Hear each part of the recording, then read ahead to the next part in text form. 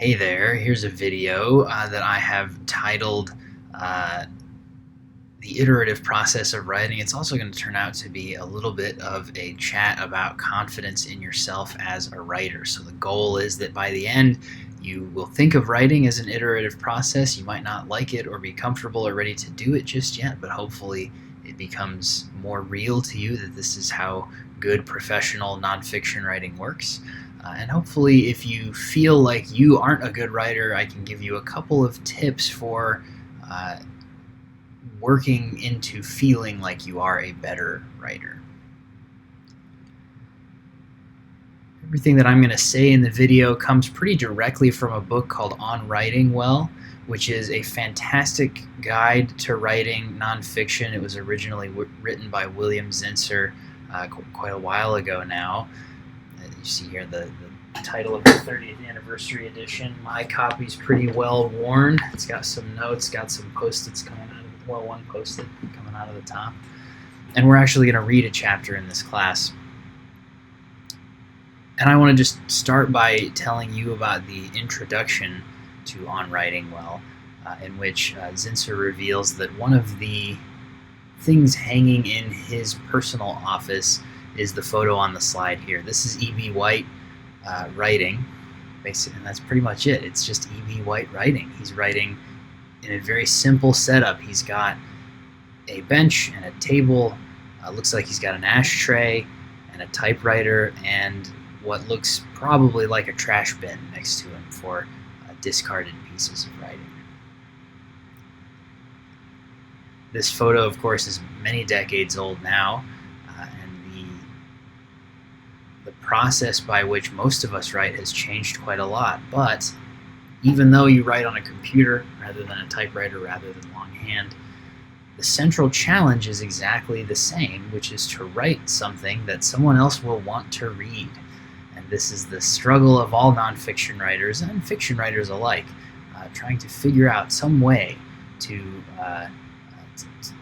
turn your writing from whatever comes out when you first put it on the page into something that's interesting and compelling and worth reading for somebody else. There's a photo of Zinsser there for you. He starts the book by discussing the question of whether writing is and should be hard. It's a great story about a time he was on a panel with a surgeon who had started to dabble in article writing and their complete opposite feelings about writing, whether it was easy or hard, whether it took lots of work or very little, whether it was enjoyable or tough, whether you could get up and stop if you had writer's block or you should push through. They disagreed on everything. Zinsser on the tougher side of all those answers. And so what he comes down to at the end of the story is that writing is very personal work, no matter how personal the actual topic of the writing is. So it can feel for you however it does. You don't have to force yourself into one or another box of a certain kind of writer. Maybe you like to listen to music while you write, maybe you don't. Maybe you really are helped by stopping and stretching if you're stuck somewhere, going outside for a few minutes. Maybe you're not, maybe you need to push through. Maybe when you sit down and write, it'll flow. Maybe when you sit down and write, it won't flow, and you have to force yourself to push out every other word. These can be true for you in general. They can be true or false for you in every instance of writing, each time you sit down, each new topic you take on. It's very personal work, and so some days is going to feel very, very difficult. Some days is going to feel quite a lot easier. One way in which Zinsser and I would argue that writing is definitely hard no matter what you do is that it is completely necessary to rewrite and rewrite after you have written the first draft of almost anything. He recommends writing in a style that I would kind of say is most represented in fiction by Hemingway. But it's the idea is that you try to really, really simplify what you're saying. Try to be as clear as possible. Try to use the strongest but simplest word possible to communicate each thought, each new point. and try in the end, or seek to, show the humanity in your subject, the humanity of you, the writer, through ensuring that your words are clear and strong. In general, seeking simplicity is the thing he advises. If you're interested in what that kind of looks like, Thoreau's Walden is a good kind of nonfiction-y version of this, or like I say, Hemingway was all about those sort of short descriptive sentences. And this kind of thing can give you a feel for some of the rhythm of what Zinsser-style nonfiction writing can look like. One quote he says, or one thing he writes that I quite like, is that a clear sentence is no accident. If you read a sentence in a paper that is just amazingly short and clear and makes everything kind of fit together for you, that sentence was probably rewritten many, many times. Most of us, especially in nonfiction writing, definitely do not produce a perfect first draft. I'll say nobody does. Everything is written and then rewritten and then rewritten, and then sections are rewritten and then sentences are rewritten multiple times. I can tell you that in the manuscript I'm currently working on with a number of collaborators, we've rewritten the paper part of it, the introduction part of the empirical paper, I'd say no less than 4 times as a big group, and probably 5 or 6 additional times with me and my main partner in the project. So that's at least 10 rewrites that have gone on before we've even tried to send it to somebody else. And when we send it out, it's going to go to an editor and reviewers who are going to request that we rewrite it again, most likely. So even at the professorial levels of writing, we are rewriting constantly, maybe even more as we go up higher.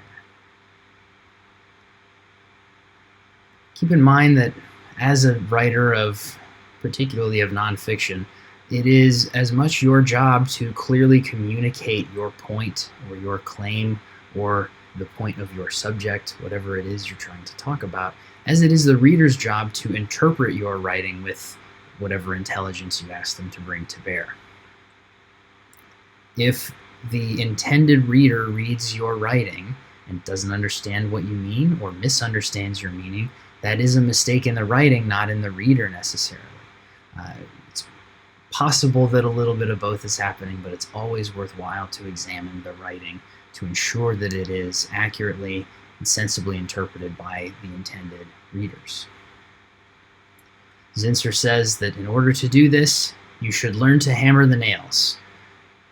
And if what you build is sturdy and serviceable, take satisfaction in its plain strength. I love how Hemingway that sounds, but all this to say that you don't need to worry about personal style, because your personal style will be natural, it will be there.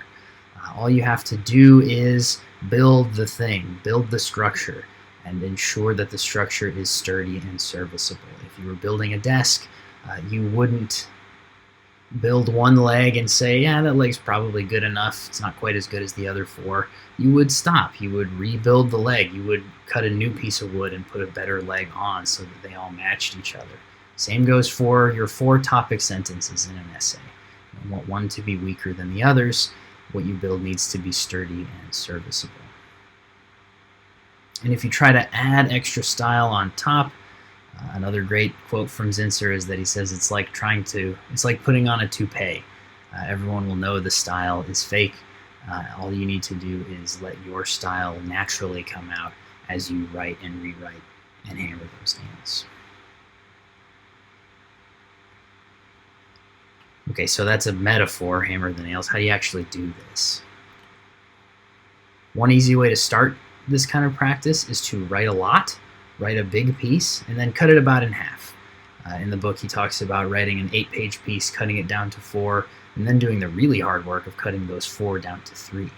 This process of, I can't think of it as anything other than distillation, really intensifies the flavors of your writing, the words that you're using, and turns them into a much stronger essence in which you communicate the same thing in a much shorter, more efficient piece of writing. And so I say then cut it even shorter. When you're doing that, shorten your sentences. Remove superfluous phrases. Remove superfluous paragraphs. If they don't service your point, take them out. And even beyond that, Try to find complicated words. Try to find jargon and then simplify them. Make sure that what you do clearly communicates your points. Take out biased words. Take out anything that could distract the reader. Make sure you start and finish strong. Your first sentence and your last sentence need to be really, really, really well constructed, perhaps the best of the entire set, in order to draw the person in at the beginning, the reader, and in order to fully and clearly wrap up your point with the reader when they finish, so that the reader starts by getting interested and leaves knowing exactly what you meant for them to know when they were finished.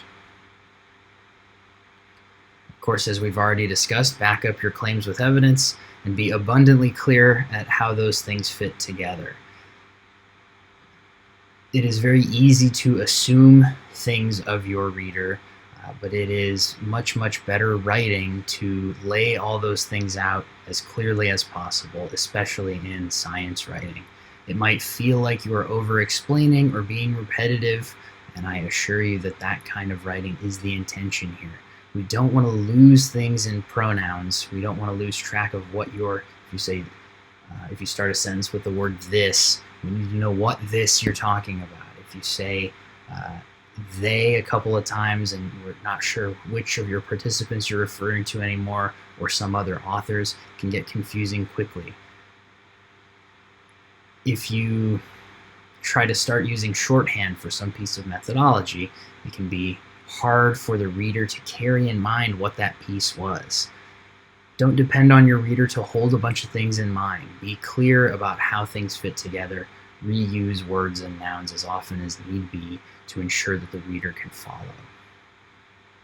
A way to think about this actually in psychology is try to reduce the cognitive load on your reader. Avoid direct quotation unless, as I've shown you in this presentation, it's written too beautifully to lose. I love the phrase, a clear sentence is no accident, and I like the hammering the nail examples, so I shared those with you directly. But the rest of this I've paraphrased away from Zinsser's original writing. I think I've got another quote or two on this next slide. But in science writing in particular, when you are summarizing someone else's work, unless they have written like the most perfect phrase, there's no reason to be directly quoting people. Maybe if you've got like a book of some kind. The only time I've ever quoted actually directly in a paper I've written for publication was when I wanted to use a really sort of flowery sentence from the original book written on psychology and the law by Hugo Munsterberg. Gosh, how long ago? Munsterberg, right, on the witness stand.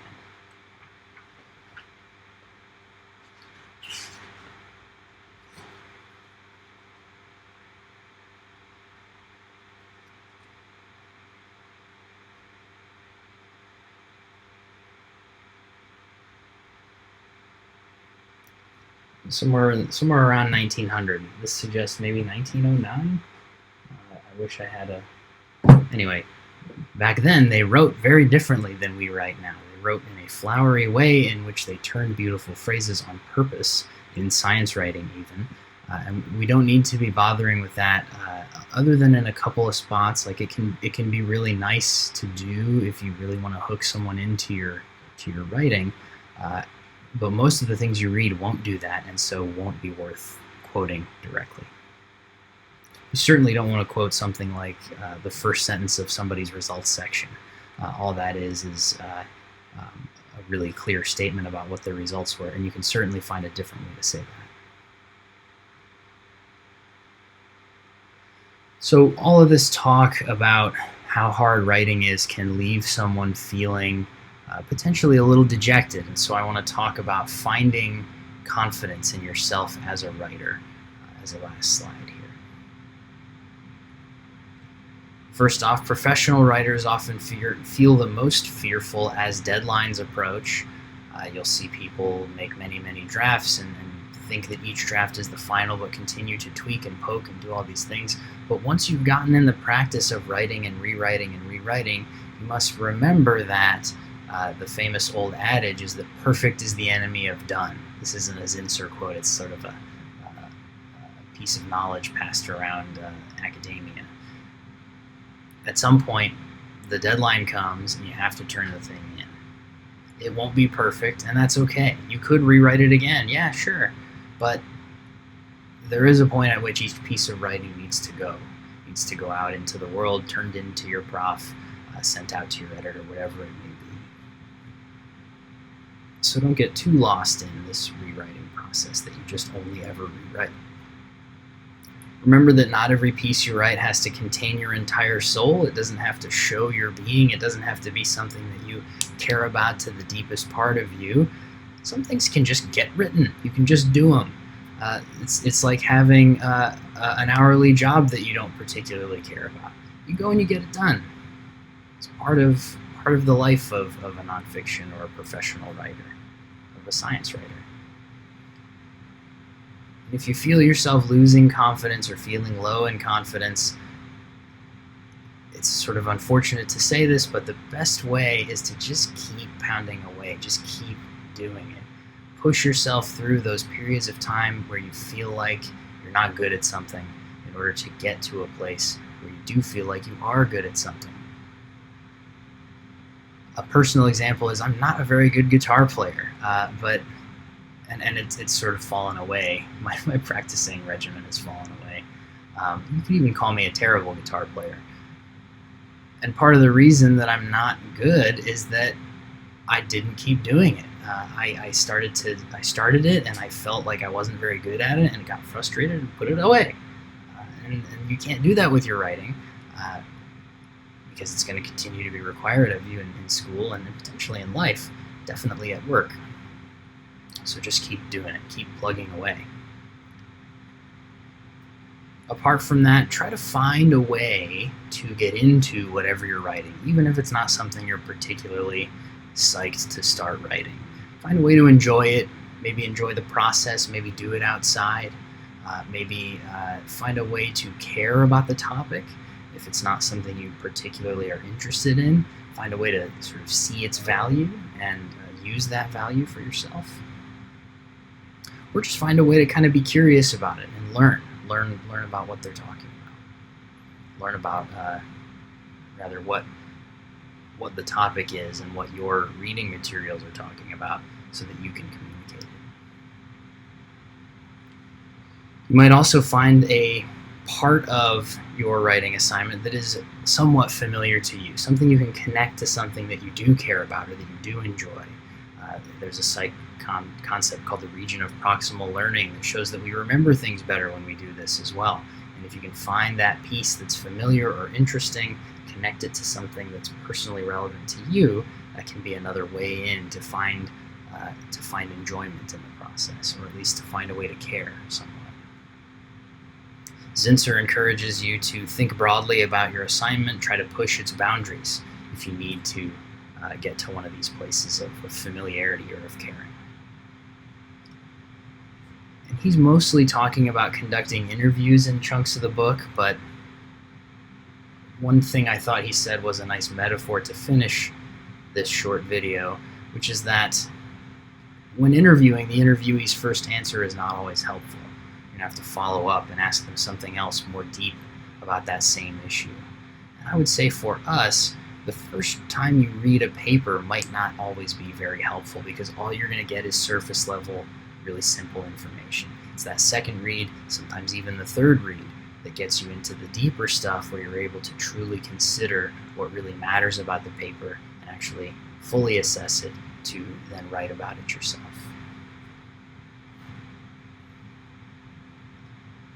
Thanks for watching this video. I highly recommend you pick up on writing well. It's a great book. It is really a classic at this point, something that anyone going into any kind of nonfiction writing field will probably have handed to them by a superior at some point. So consider this the moment here. I'm handing it to you. Go and get the book. There's affordable versions of it around. If you're in my class, get in touch. I have 2 copies because I like to lend it. So if you want to read it, shoot me a message. I'll lend it to you. See you in the next video.